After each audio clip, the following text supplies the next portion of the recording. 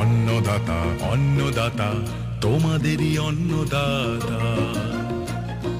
মাথার ঘাম পায়ে ফেলে আহার জোগাও চাষি ভাই, নিত্য তোমার পাশে দাঁড়ায় কে যেন হে চাষি ভাই অন্নদাতা।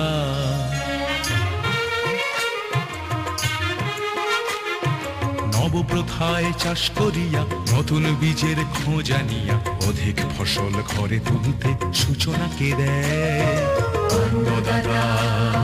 শস্য রক্ষা পশুপালনে বিজ্ঞানেরই অনুসরণে উন্নতির শিখরে তোমায় এগিয়ে কে দেয় অন্নদাতা। বঙ্গ কৃষক ভারত মাতার মুকুটমণি হবে, সেই লক্ষ্যে পৌঁছে দিতে সহায় কে বা হবে অন্নদাতা। অন্নদাতা অন্নদাতা তোমাদেরই অন্নদাতা। রোজ সকালের মতো আজও উপস্থিত হয়েছি উন্নত কৃষি প্রযুক্তির বার্তা নিয়ে। সকলকে স্বাগত জানিয়ে শুরু করছি আজকের অন্নদাতা। শুরুতেই দেখুন আজকের হেডলাইন্স। বাঁধাকপি চাষির অভিজ্ঞতা।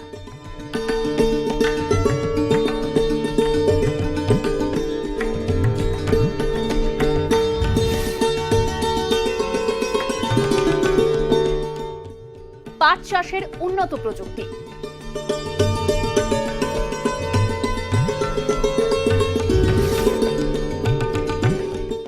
জি9 জাতের কলা চাষ।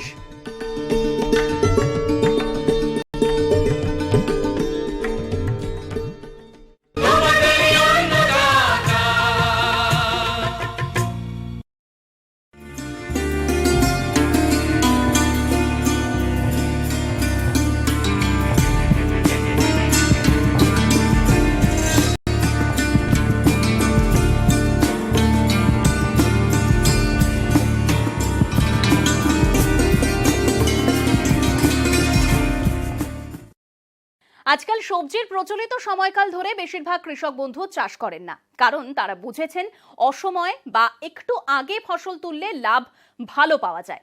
উত্তর 24 পরগনা জেলার হাবড়া 1 নম্বর ব্লকের রাজবল্লভপুর গ্রামের প্রগতিশীল কৃষক রবীন চন্দ্র দাস, তিনি এই গরমের সময় 1 বিঘা জমিতে বাঁধাকপি চাষ করেছেন।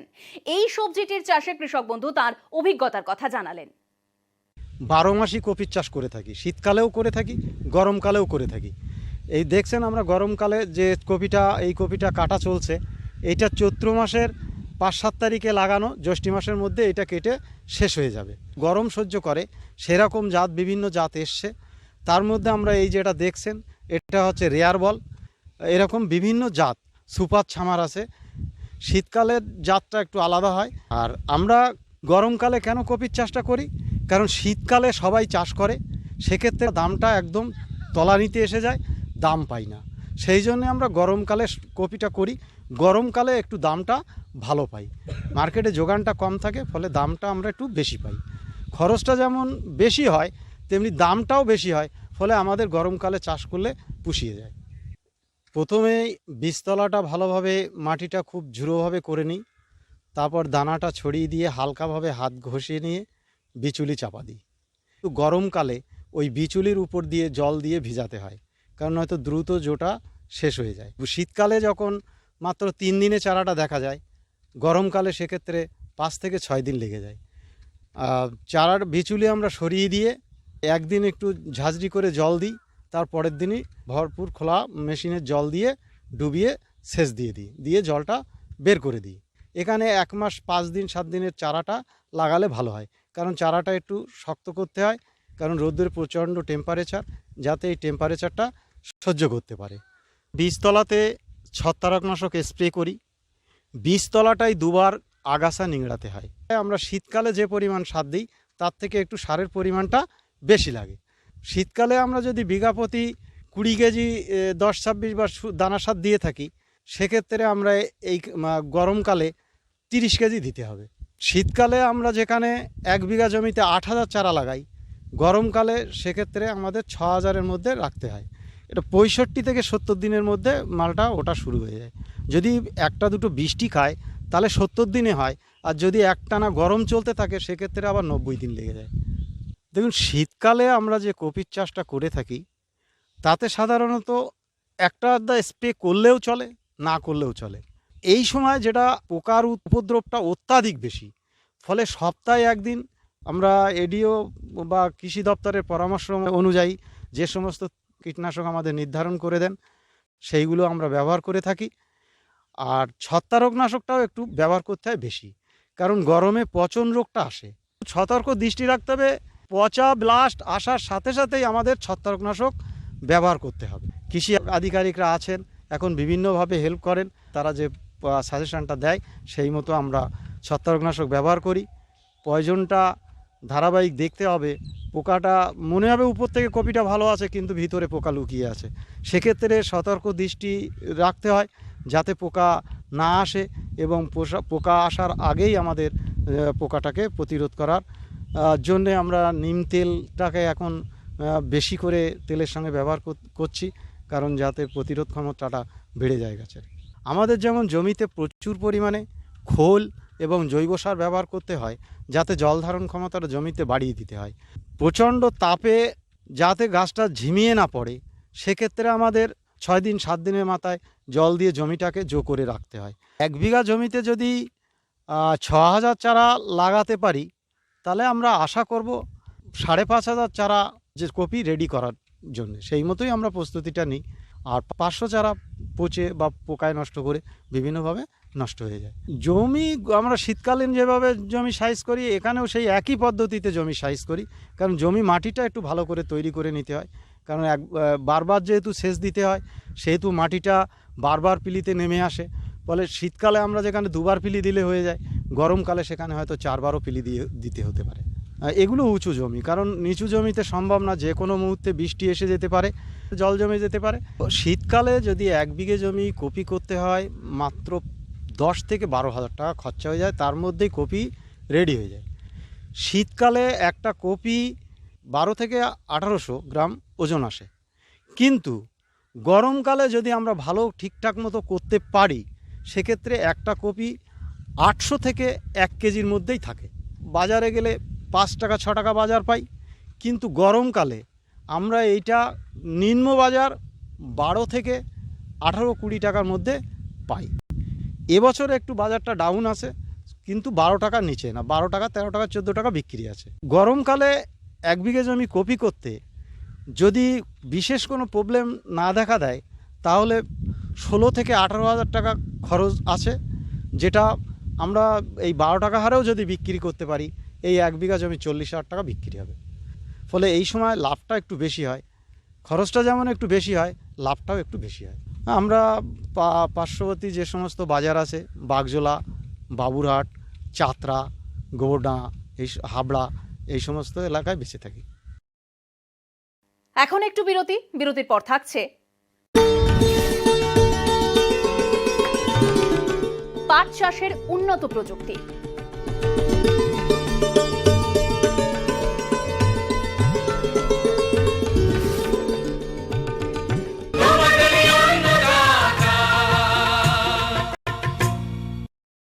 নিউজ ফ্ল্যাশ নিবেদন করছে সফেদ ডিটারজেন্ট পাউডার। সফেদের 400 গ্রাম প্যাক এখন মাত্র 22 টাকায়। ফ্লেক্সিবল মানে মাইথন, নির্মাণের মানদণ্ড।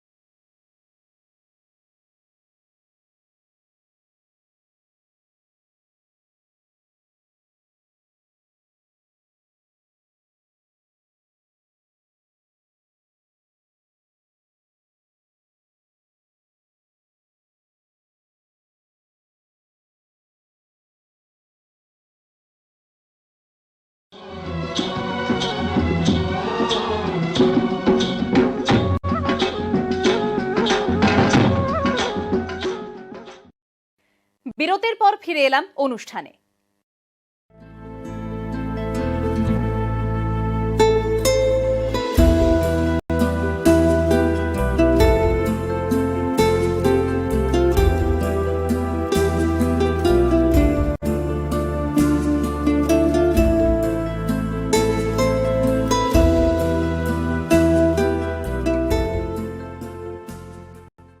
আমাদের রাজ্যের একটি প্রধান অর্থকরী ফসল হলো পাট। এই তন্তু ফসলটির ভালো ফলন পেতে হলে প্রথমেই এর উন্নত জাতগুলোকে বেছে নিতে হবে।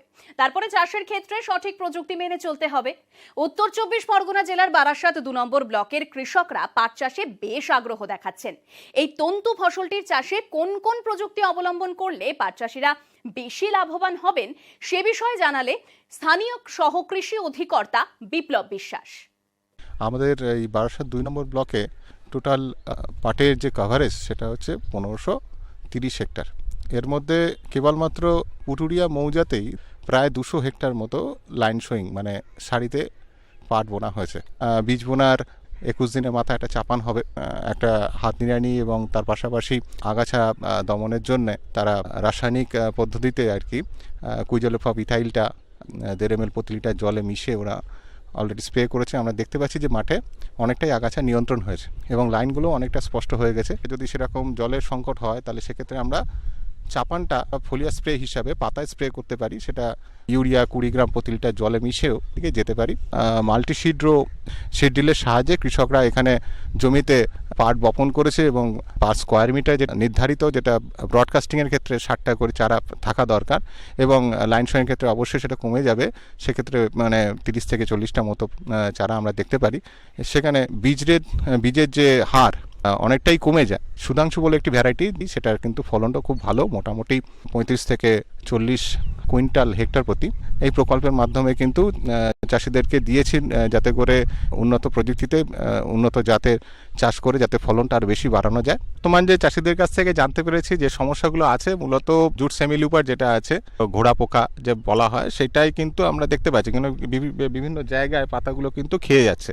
পাশাপাশি আর একটা যেটা হয়েছে, যেহেতু পাশাপাশি কিছু কিছু জায়গাতে তিলের চাষ করা হয়েছে, তো শুয়োপোকারও কিন্তু প্রাদুর্ভাব কিন্তু লক্ষ্য করা যাচ্ছে। তাদের যে প্রয়োজনীয় যে ব্যবস্থাগুলো নিতে হবে তাতে করে কিন্তু অ্যাসিফেট বা ক্লোরপাইরিফস বা এই জাতীয় যে সমস্ত বিভিন্ন কীটনাশক যেগুলো আছে সেগুলো কিন্তু অবিলম্বে এগুলো স্প্রে করতে হবে।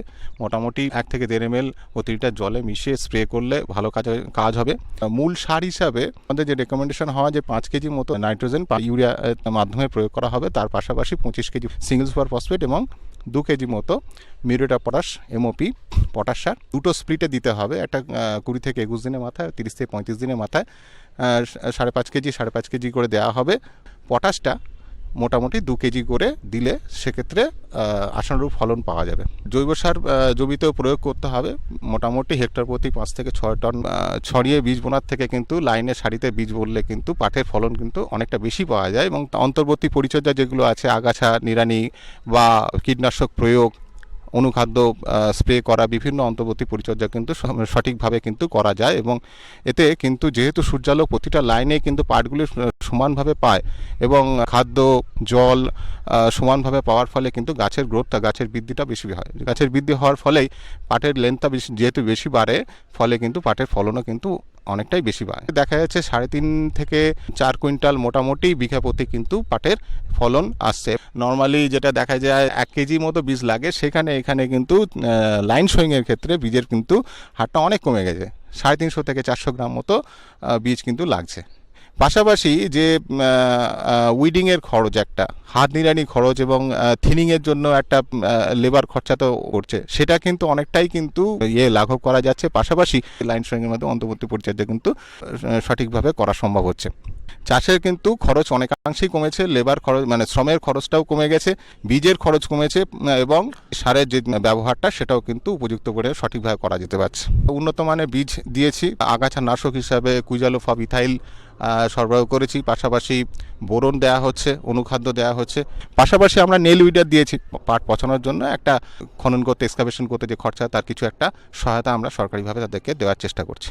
2006 যেখানে আপনার লাইন শোয়িং হতো খুবই নগণ্য, সেখান থেকে 2014 পার করে 2000 আজকে বর্তমানে মোটামুটি দেখুন 350 হেক্টর নর্মাল কভারেজের মধ্যে প্রায় 200 হেক্টর প্রায় জমি আরকে এই মাল্টিরো সিড ড্রিল দিয়ে লাইন শোয়িং করছে। পদ্ধতিটা কৃষকদের মধ্যে আগ্রহ বেড়েছে, সেটা তো সঠিক।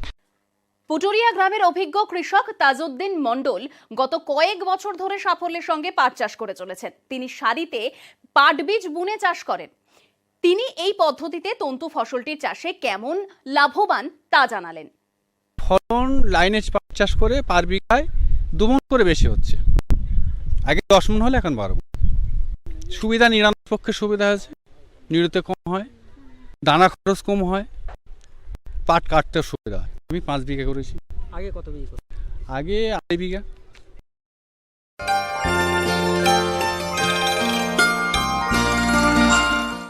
এবারে দেখুন অন্নদাতা হেল্পলাইন। দর্শকেরা আমাদের কাছে বিভিন্নভাবে যে প্রশ্ন করে থাকেন তার উত্তর নিয়েই সাজানো হলো অন্নদাতা হেল্পলাইন। বর্ধমান জেলার দুর্গাপুর থেকে ফোন করেছেন অশোক কুমার দাস। তিনি গোলাপের ডগা শুকানো সমস্যার কথা জানিয়েছেন এবং এর প্রতিকার সম্পর্কে জানতে চেয়েছেন। গোলাপের এই রোগটি চাষিদের কাছে এবং শখে যারা গোলাপ চাষ করেন তাদের সকলের কাছেই একটি প্রধান সমস্যা হিসাবে দেখা দেয়।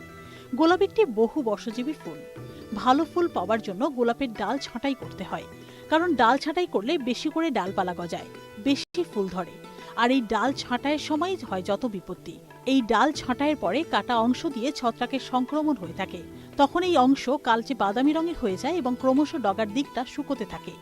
তাছাড়া রোগগ্রস্ত গাছের ডাল ছাঁটাইয়ের পরে যদি সুস্থ গাছের ডাল ছাঁটাই করা হয় ওই একই সিকেটিয়ার ব্যবহার করে এবং সিকেটিয়ার শোধন না করে, তাহলে রোগটি সুস্থ গাছে সংক্রমণের সম্ভাবনা থাকে। তাই ডাল ছাঁটাইয়ের পরে যা করণীয় তা হল কাটা অংশে ছত্রাকনাশকের প্রলেপ দেওয়া। তামাকঘটিত ছত্রাকনাশক কপার অক্সিক্লোরাইড কয়েক ফোঁটা জলে দিয়ে পেস্টের মতো করে নিতে হবে এবং ডাল ছাঁটাইয়ের পরে কাণ্ডের কাটা অংশে এই পেস্ট লাগিয়ে দিতে হবে। গোলাপ গাছের কোনো ডালে যদি ডগা শুকানো রোগ দেখা যায় তাহলে যতদূর পর্যন্ত শুকিয়ে গিয়েছে ততদূর অবধি কেটে ফেলতে হবে এবং তা গোলাপ জমির বাইরে কোথাও নিয়ে গিয়ে পুড়িয়ে ফেলতে হবে। তারপরে কাটা অংশে ছত্রাকনাশকের প্রলেপ দিতে হবে। রোগাক্রান্ত গাছে 2 গ্রাম ক্লোরোথ্যানোনিল বা 2.5 গ্রাম ম্যানকোজেব স্প্রে করলেও রোগের বিস্তার ঠেকানো যায়। সেই সঙ্গে চাহিদা অনুযায়ী পর্যাপ্ত পরিমাণে গাছকে খাদ্যের যোগান দিতে হবে। এখন আবার বিরতি। বিরতির পর থাকছে Z9 জাতের কলা চাষ।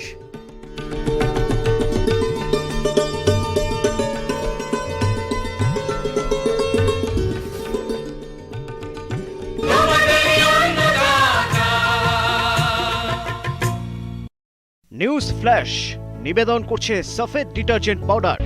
সফেদের 400 গ্রাম প্যাক এখন মাত্র 22 টাকায়। ফ্লেক্সিবল মানে মাইথন, নির্মাণের মানদণ্ড।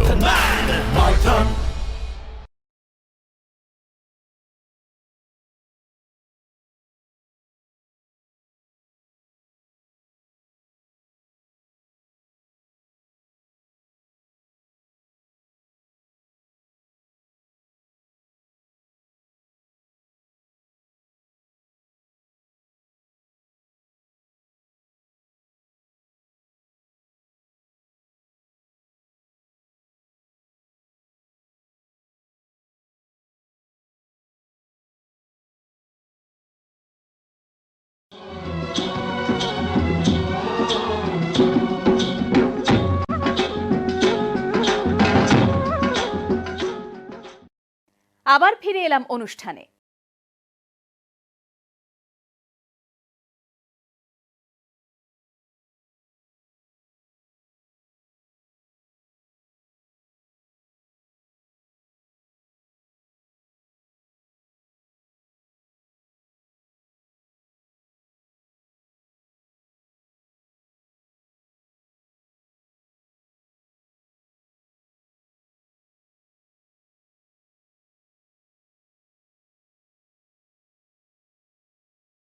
এর টিস্যু কালচার পদ্ধতিতে তৈরি করা Z9 জাতের কলা চাষ করছেন। এর বেশি ফলন পেতে হলে অবশ্যই উন্নত পরিচর্যা করা দরকার। নদিয়া জেলার কৃষ্ণনগর 2 নম্বর ব্লকের ধুবুলিয়ার প্রগতিশীল কৃষক নকুল মজুমদার, তিনি উদ্যান পালন দপ্তরের পরামর্শে 1 বিঘা জমিতে এই কলার চাষ করেছেন। তিনি জানালেন তার Z9 জাতের কলা চাষের অভিজ্ঞতা। আমি বিভিন্নভাবে চাষ করি, সবজি, পেঁপে, কলা, শসা, উচ্ছে, বেগুন, টমেটো বা এই ধরনের আমি বিভিন্ন চাষ করি। বর্তমানে পেঁপে আর কলার দিকেই এগিয়েছি বেশি। তার মধ্যে টিস্যু কালচার ওই চারাটা দিয়েছিল সরকার থেকে, সেটা কলা করে তাতে আমি খুব ভালো বুঝছি। আর প্রথম লাগানেরই হচ্ছে প্রথমে চাষ দিয়েছি, 5-6 গাছ চাষ দিয়েছি। বিঘাতে প্রতি বিঘায় 3 টলি বা 4 টলি গোবরের সার দিয়ে দিলে আরও ভালো হয়। গোবরের সারে চাইতে পুকুরের পাক মাটি হলে আরও ভালো হয়। সেই গাছের কোনো রোগ নেই, গতি এত ভালো গতি যে সুন্দর গতি। চাষ দিয়েছি, দিয়ে 6 ফুট অন্তর অন্তর একটা চারা বসিয়েছি গর্ত করে, তো 6 ইঞ্চি গর্ত করে একটা চারা বসিয়েছি। বসাইয়ে তারপরে যখনই চারা একটু বড় হয়েছে, চতুর্দিকে সার প্রতি বিঘায় 400 চারা বসে, তাতে প্রতি বিঘায় প্রথমে 1 বস্তা সুফলা কিংবা হয়তো 10-26 এই ধরনের সার চতুর্দিকে দিয়েছি। দিয়ে জল দিয়েছি, জল দেওয়ার পর তারপরে আবার অগাছা হয়েছে, সেই অগাছা চেঁচে গাছের গোড়ার দিকে দিয়েছি মাটি দিয়ে। ওটা যেইখানে অগাছা ছিল সেটা পরিষ্কার হয়ে গেছে, ওই মাটিটা গাছের গোড়ায় চলে এসছে। দিয়ে যখন সেচের দরকার সেচ দিয়েছি, দিয়ে আবার কিছুদিন পর আবার সার দিয়েছি। তখন হয়তো আবার সারের পরিমাণটা একটু, গাছও বড় হয়েছে, আস্তে আস্তে পরিমাণটাও একটু বাড়িয়ে দিয়েছি। পরিচর্যার দিকে পাতা এগুলো কাটতে হয়, মাঝে মধ্যে গোড়ার চারাগুলো কেটে দিতে হয় যাতে বাড়তি চারা না থাকে। আর ওষুধ প্রতি বিঘায় 4 ব্যারেল কিংবা 6 ব্যারেল। আবার গাছ যখন বড় হয়ে যায়, ভাদ্র আশ্বিন মাসে নিচের পাতাগুলো ধসা লাগে, সেইগুলোর জন্য আমরা ধসা পচার ওষুধগুলো স্প্রে করি। আবার অনেক সময় পোকা লেগে যায়, পোকার জন্যে কতগুলো ওষুধ ব্যবহার করি। কলা যখন পড়ে তখন কলাগুলোতেও এক ধরনের পোকা লাগে, সেগুলো আমরা স্প্রে করি যাতে ওই পোকাটা না লাগে, তাতে কলার সুন্দর সাইজ হয়। যখন কলাটা বড় হয়ে যাবে তখন আবার নিচের একটা করে চারা রেখে দেই, আর বাদবাকি চারা কেটে দেই। যখনই কলা কাটা শুরু করি তখন হয়তো দেখা যাচ্ছে বুক সমান সে চারাটা হয়ে যায়, ওই কলাটা কেটে নিলে দ্বিতীয় কলাটা আবার আস্তে আস্তে আস্তে আস্তে বাড়তে শুরু করে। এই সেচগুলো আমরা সবসময় দেই, সেচটা দিয়ে বিঘা প্রতি 2 বস্তা থেকে 3 বস্তা করে মিক্সচার সার দেই, পটাশ, ফসফেট, ইউরিয়া গাছের গোড়ায় চতুর্দিকে দিয়ে তারপরে একটু মাটি চাপিয়ে দেই। তো 1 মাস পরে আবার হয়তো আগে যদি 2 বস্তা দিই পরে 3 বস্তা দেই, তার পরবর্তী ধাপে গিয়ে হয়তো আর 1 মাস পরে চতুর্দিকে রিং করেছে হয়তো 4 বস্তা, তখন হয়তো মিক্সচার সার দেই, ফসফেট, পটাশ, ইউরিয়া চতুর্দিকে রিং করে দিয়ে মাটি দিয়ে চাপা দিয়ে দেই। তাতে বছরে 4 বার 5 বার 3 বার এভাবে সার দিতে হয়। জাতটা হচ্ছে 9G টিস্যু কালচার। এইটা লাগানোর পরে যখন চারা রাখা হবে দ্বিতীয়বারকার জন্যে, তখন এমন সুন্দর করে চারাটা রাখতে হবে যে যাতে কোনোটা ছোট কোনোটা বড় না থাকে। আর আগে পিছিয়ে থাকলে যেটা আগে হয়ে যাবে, পরে যেটা ছোট চারা থাকবে সেটা কোনোদিনও সবল হয় না, সেটা দুর্বলতা থেকে যায়, সরু গাছ হবে, কলার সাইজ ভালো হবে না। এই জন্যে চারা যখন রাখা হবে জমিতে এমন সুন্দর করে রাখতে হবে যে যেন প্রত্যেকটা চারার সাইজ একই মাপে থাকে। প্রথম বছর আমাদের কলাতে ওই 10 থেকে 15 হাজার টাকার মধ্যে খরচা হয়। সেইখানে হয়তো দেখা যাচ্ছে 150-200 টাকা গড়ান একটা কান্দি বিক্রি হয়। 100 টাকা করেও যদি বিক্রি হয় তাহলে 40,000 টাকা হয় প্রতি বিঘায়। আর যদি 150 টাকা গড়ান বিক্রি হয় তাহলে 60,000 টাকা বিঘায় বিক্রি নামে। আর প্রথম বছর খরচার ভাগটা বেশি আসে, দ্বিতীয় বছর যে খরচার ভাগটা কম আসে, কলাটা বড় হয় বা সেই কলা বেশি দামে বিক্রি হয়, আর বাজারটাও অগ্রিম পাওয়া যায়, তাতে খরচার ভাগটা অনেক কম হয়, তাতে লাভের অংশটা দ্বিতীয় কাঠে ভালো আসে। যতটা সার পরিমাণ দেব সেইভাবে পরিমাণ মতন যদি অনুখাদ্য দেই তাহলে সেইভাবে বিঘা হয়তো 2 কেজি বা 3 কেজি 1 কেজি বা 4 কেজি যখন যেরকম সার দেবো সেই রকম পরিমাণের অনুখাদ্য এর সঙ্গে মিশ্রিত করে দেওয়া হয়। এই অনুষ্ঠানটি আপনাদের কেমন লাগছে? আপনারা আর কি কি দেখতে চান অন্নদাতা অনুষ্ঠানে? জানিয়ে চিঠি লিখুন। আমাদের ঠিকানা Annadata, news 18 Bangla, Godrej water side, tower 1, Salt Lake, sector 5, Kolkata 91। অনুষ্ঠানটি আজকের মতো এখানেই শেষ করছি। আবার দেখা হবে কাল সকালে। নমস্কার।